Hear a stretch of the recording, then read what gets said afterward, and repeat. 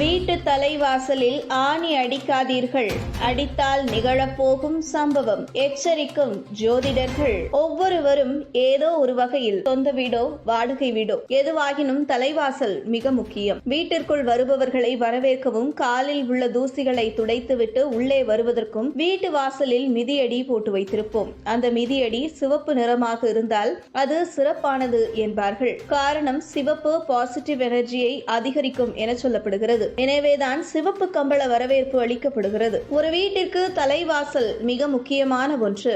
அது எவ்வளவு பெரிய வீட்டை கட்டினாலும் சரி, அந்த வீட்டிற்கு வாசல் முறையாக அமையவில்லை என்றால் வீட்டில் லட்சுமி குடியிருக்க மாட்டாள் என்பது இந்துக்கள் நம்பிக்கையாகும். நன்மையாகட்டும் தீமையாகட்டும், பில்லி சோனியம் ஏவல் திருஷ்டி ஆகட்டும், எதுவுமே வாசலை கடந்துதான் நம்மை நோக்கி உள்ளே வருகின்றன. நல்ல விஷயங்களை உள்ளே அனுப்பி தீயவனவற்றை வெளியே அனுப்பும்